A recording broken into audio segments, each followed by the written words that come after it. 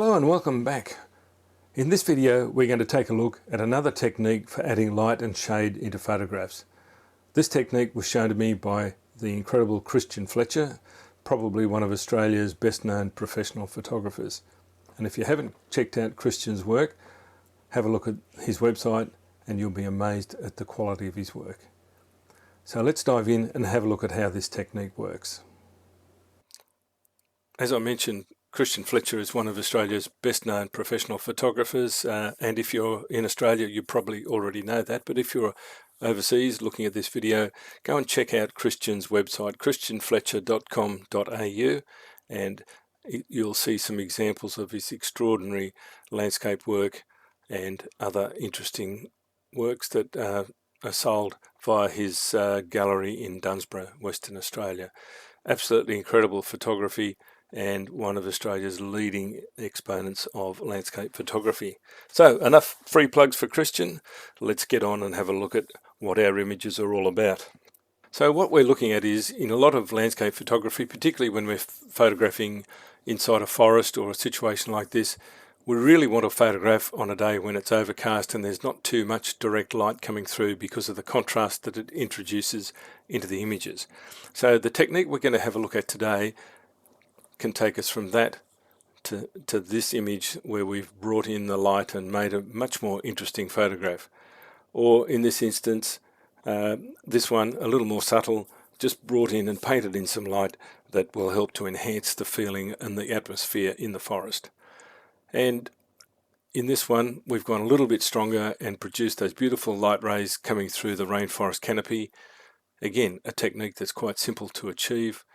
And again, taking another image example of these umbrella palms, taken in fairly bland and uninteresting light, but we can change that and introduce some real atmosphere and mood by this not quite so simple technique, but an interesting technique. And again, some of these techniques that I'm demonstrating will work for some images, but not for all images. But it's worthwhile having a look and having this as one of the tools in your toolkit. So we'll start to work with this example. This was a photograph taken in the rainforest in Tasmania, and as you can see the light was pretty flat. There was a lot of bright light coming through the trees, and this technique relies on an area of the image that has some highlights in it that we can use to create our light rays. So the first thing we're going to do is we're going to make a duplicate of the background layer, which we will use a little bit later in the technique. So to do that, we'd simply drag on the background layer, drag it down to the add a new layer icon at the bottom of our layers palette, and we'll come back to that a little bit later. So with our active layer, we're going to go and make a selection of all of the highlight areas in the image, because we're going to use those to generate our light rays. So we would do that by going to the select menu, select color range, and choose highlights. It's a bit deceptive when it says select color range, but we do have the option of selecting highlights, shadows, and midtones, but we want the highlights. And we have two sliders. We have a range slider that indicates how much we're going to consider to be highlights, and obviously if we go all the way to the left, everything's selected, and if we go all the way to the right, virtually nothing is selected. We want a little bit more than that, so we'll just bring it in to the point where we start to see most of these highlights being selected in the image. And we also have a fuzziness slider that allows us to vary how much either side of that selection is included. So somewhere about there looks pretty good. We've got a little bit of foreground selected as well. We'll deal with that in a minute.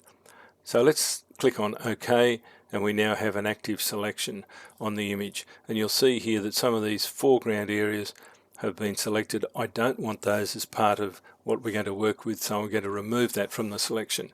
The easiest way to do that is to select the lasso tool and select the deduct from selection option here, and just paint around a very loose selection around here to remove the areas we don't want as part of that selection, and you'll see now that they've disappeared.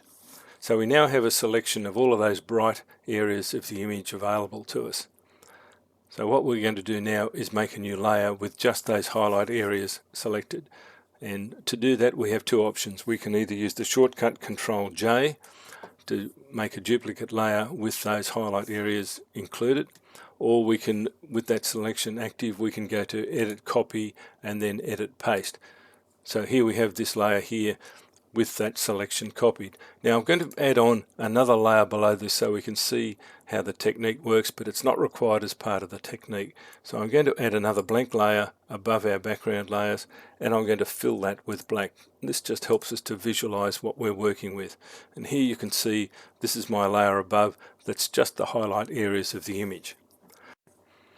So there's two aspects to this technique. The first part is we're going to blur this part of the image because what we have now is too sharp to be considered as these nice soft light rays coming through into the image.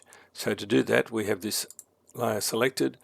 We'll go to the filters menu, we'll go to blur, Gaussian blur, and select an amount of blur that still gives us some shape to the areas but not completely blurred. If we go all the way up, you'll see it just becomes a bit of mush, and that's totally useless.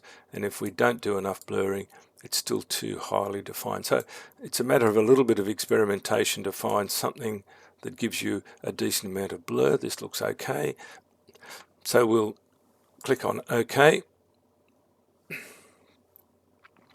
and with that activated, we're now going to give some distortion to that to create these light rays. And the easy way to do that, and I'll get rid of that paint bucket tool, is we will go to the filter, blur gallery, and blur, and we're going to go radial blur, and we get a nice effect here of the zoom effect.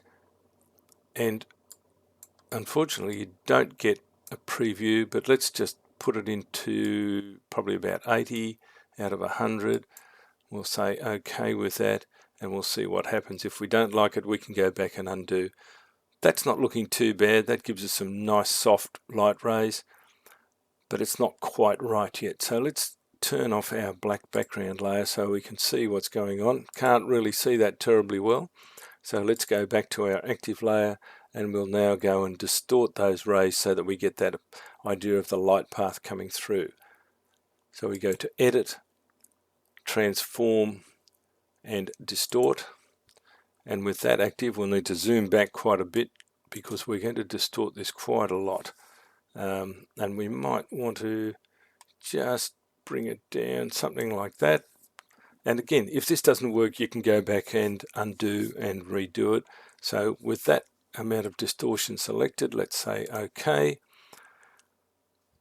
and that's been applied. So turning that off, we really can't see a lot yet because we have another technique to apply, but you can sort of get the idea. And if I duplicate this layer so we get twice the effect, you'll see now we've got some quite strong light rays coming through the forest.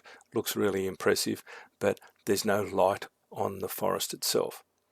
So with those two layers active, let's go back down to our second background layer, and this is where we use this technique called apply image. And to do this, I'm just going to turn those light rays off for the minute.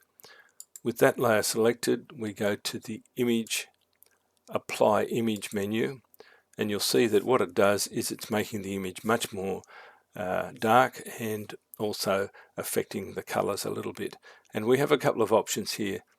What we're doing is we're using the merged version of the layers, and we have some options with the different channels, and you can have a look at these and see what works. We're just going to pick out the layer, or the channel rather, that works the best for us. Blue's way too dark. I think green might be an effective channel because it still keeps some of that highlight area on the greens visible.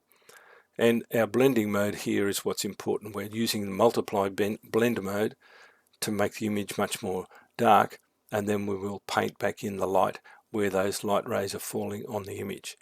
And we have another option here, is we can use a masking option, and we can deduct from this mask one or more of the other channels that we're not using. Now in this instance, none of those seem to work, so I'm going to leave it at using the green channel, multiply blend mode, and we'll now say OK. Now this image looks pretty ordinary so far. We've now got some light rays coming through the forest, but what we need to do now is we need to paint back in where the light is falling on our image. And to do that, we'll apply a mask to this background layer, which I'm going to rename Apply Image, so we know what we're talking about. And we'll select a mask on this layer, and then to paint the light back in where the light's falling on the image, we can then just paint with black onto this mask. But before we do that, there's a couple of areas of these light rays that are a bit problematic. For instance, this light ray is coming out of the middle of the tree. So we're going to need to, I'll turn one of these versions off for the minute. We're going to need to apply a mask onto this layer as well. And again, with black as our active color and our brush selected, and we can use pretty high opacity. We're just going to paint out those light rays where we don't really think that they're working, and this one right at the bottom I think is a bit problematic, and we don't necessarily want it to run the light out of the image too far. So we've now got some nice light rays here, and to get it onto the second layer, we just select the mask, hold down the Alt key, drag that mask up and apply it to the second mask as well. And you can see now we've got a little bit of a problem here. It's a little bit too distinct. We'll just paint a bit of that out so that we get a bit more of that light happening just on the back. And if we don't like what we've done, obviously we just change to white as our foreground color by using the X key, and we can paint some more of that light back in. So we've now got some nice light rays coming into our image. But what we need to do now is we need to apply that light into the parts of the image where the light is falling on it. So going back to our Apply Image layer, which again, as you saw, really darkened the image down, we use our mask and we paint on that mask with black. So again, using the X key to change from black to white, we can now paint in the light on the image. Now I'm going to up the opacity on this a little bit, and we can start to see where the light is now coming through onto our image, and those light rays are starting to illuminate parts of the foreground. So we can paint in the foreground and add that light back in where it's falling on the ground, and it starts to get a little more interesting. Now the light rays are probably a little bit too intense, so with one of those versions of the layers we'll just back that off a little bit, and you can see that it just softens it. And again, this is all about getting the feel for what works with the image.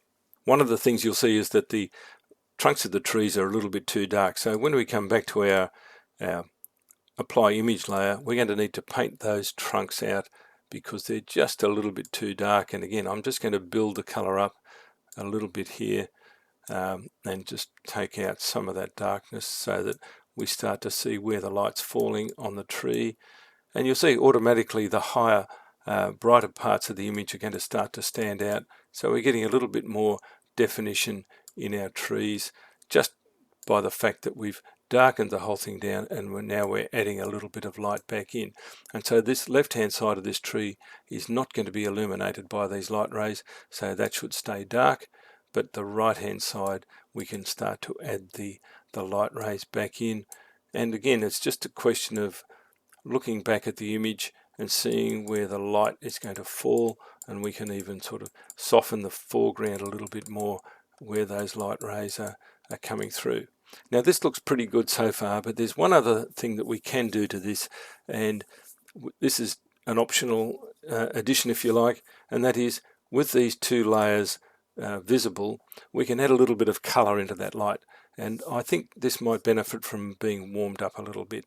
So what I'm going to do now is add a color fill layer, and to do that we can come down to the selections menu down here, and we want a solid color layer, and obviously we want something that looks like a nice bit of warm sunlight somewhere in the yellow area.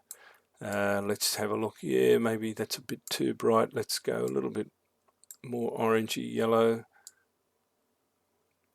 something like that. Again, this is all arbitrary, you can change it. And now we have a new layer. Well, that's a bit of a problem, but what we want to do is we want to clip this color fill layer to the layer below. So to do that, right mouse click on this layer, and we will say here create clipping mask, and you can see now all of a sudden our light rays have got a little bit of warmth in them. And if that's too warm, simply just change the opacity of this layer, take it back a little bit, and now we've got an image that looks much more interesting. So by playing around with the opacity of those layers and adjusting the colors, you can get something that really looks quite different. So if we go and look at the original image, which was a bit bland, and what we've ended up with, I think you'll agree it's much more interesting. Now we'll go and have a look at another example. We looked at this initially. This is looking up into the sky below some of these beautiful fan palms, but of course the sky's a little bit blown out in the background, nothing we can do to recover that. And this is what I ended up doing, making it a much more dramatic image. And again, all of this can be varied to suit taste. And this, I've used this example and made this a little more extreme just to show you what's possible using this technique.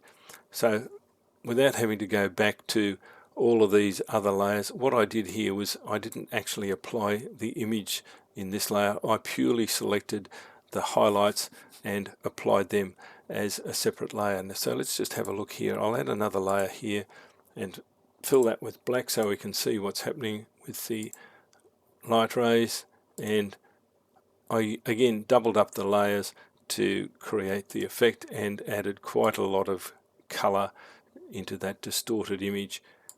Again, using the Gaussian blur and then the radial blur, giving that zoom effect, gives that wonderful effect of those light rays coming through. Now I could quite simply go back in here and duplicate that background layer and apply image to it. Let's see how this works. I've not done this before, so this is going to be a learning exercise for all of us. Image, apply image, and look at that, it darkens it down pretty severely. Let's have a look at the different channels. Red, yeah, maybe not so much. Green is often a good one for this sort of forest image. Blue, no, definitely not blue. Let's go with green again, and it's again using multiply blend mode. I'm going to have a look at the masking options. Well, if I mask everything out, nothing's going to happen, so the grey channel is not going to be any good to me. The red, masking out the red channel doesn't really make a difference, and masking out the blue channel just lightens it too much. So I don't think that's really going to help us all, so let's just apply that. Okay, and of course it really does darken the image down. But of course with this apply image layer, and I'll just rename that again,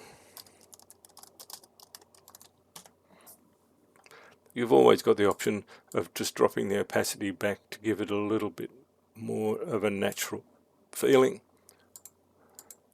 That's still maybe a little bit too much. I'll put a mask on that layer, and then using my brush and black as my foreground layer, and about 50% opacity, I can just start to lighten up those areas that have gotten a little bit too dark. I don't mind the darker areas in the corners because we don't want our eye being taken out of the image, and something like that looks pretty good. So if we look at the original image again, it looks quite okay. I like the pattern of these fan palms, they're quite beautiful, but just adding that extra effect of the light rays is quite effective. Maybe we can just soften that a little bit.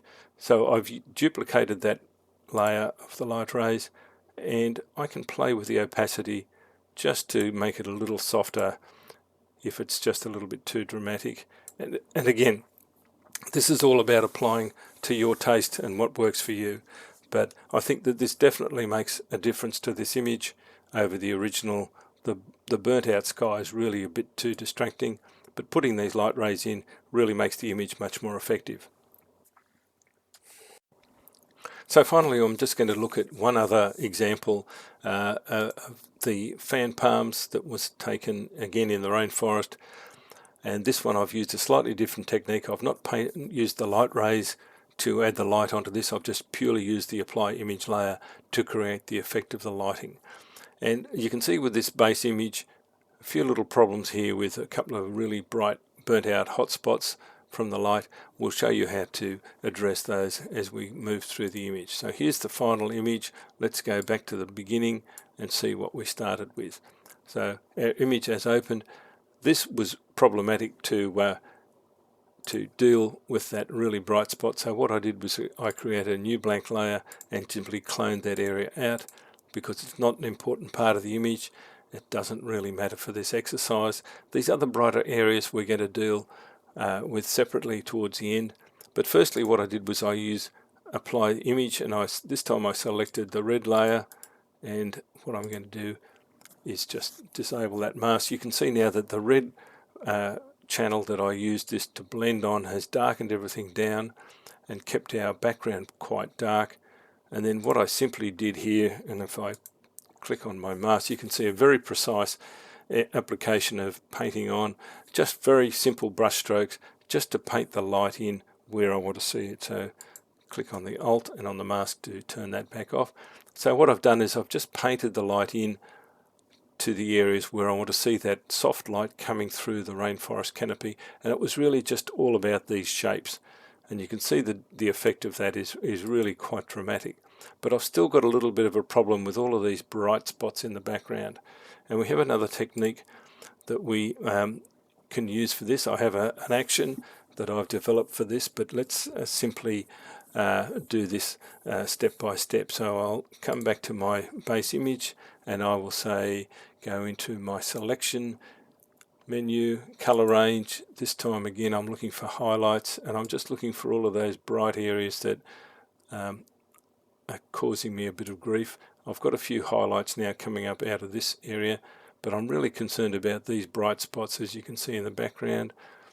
I will click on OK to select those, and what I'm going to do is make a new layer, a new curves adjustment layer with that selection active, and let's just show what that selection is. Alt click on that to select it. Now I don't really want to affect the palm leaves here because I've already addressed those by painting the light back in, but what I am concerned about is all of these bright areas in the background. So with that mask active, and before I've done anything else to adjust those bright spots, I'll go back and get my brush and my black foreground color. This time I want to push it all the way up to 100% because I don't want it affecting these palm fronds that I've brought the light back into. I'm just simply going to paint those areas out. So I now have the areas of the background that are problematic for me. If I go back to the mask, Alt click on that again. Now the technique here is twofold. Firstly, I change my blending mode on this adjustment layer to multiply, and then if I want to, I can bring the white point of that curve down a bit and really darken those areas down. And you can see if I turn this off and on, it's started to soften those bright areas. But usually when we make a selection that involves luminosity range, you do get a very precise selection. And what I'd like to do then is to feather that selection a little bit to soften the edges.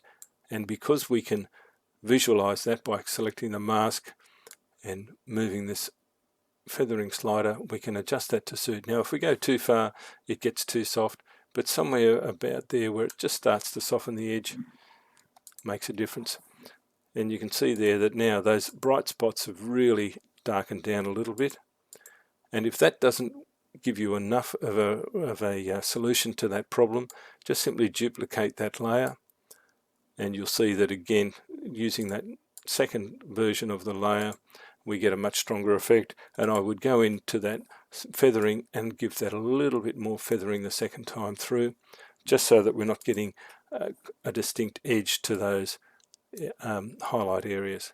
You can see here, without the highlights being brought back, and with those two layers, we've done the same thing. Now I've developed an action for that, which I've used here, and you can see that it's pretty much done the same thing. We've got rid of those bright areas, and lastly I've applied a slight vignette to that layer, to the image. Overall, it's just a simple, we take the white point down on our curve and just pull the middle down a little bit, normal blend mode. And how do I create that mask? Well, let's have a look at how we would do that. So to form a simple vignette on an image, it's quite simple. I go to the rectangular marquee. You could also use the lasso tool if you wanted something a little bit more freeform. But you could either use the rectangular marquee tool and draw a box around the image. With that selection made, we go up to Select, Modify, Feather that selection, and the maximum we can feather is 360 pixels. So we click on OK. So we now have a very soft selection, but in this instance it's the middle of the image and we want to apply it to the outside. So we would go to Select, Inverse, and we now have a very soft selection around the outside edge of the image. And then we simply make a new curves layer, and that mask is now applied to that. Let's have a look at how that looks. Very soft. And then with our curve we can just adjust that darkness down to suit and vary the opacity if we want to just make it a little bit softer. And also, if you decide you're not quite happy with that sort of effect, you can just use your brush to paint on and off areas of that vignette. But that gives quite an effective vignette just around the edges of the image. So with this apply image technique, there's a number of ways we can use it. We can apply it with the light rays effect to really add some extra dimension to your image, or we can just use it simply to paint the light back into an image where we have a simpler option. So I hope that's all been useful. This is another tool that you can add to your toolkit, and it's not going to work on every image, but it's a fun technique to try on some images where it really makes a difference. So that's all for now, and I look forward to seeing you again soon.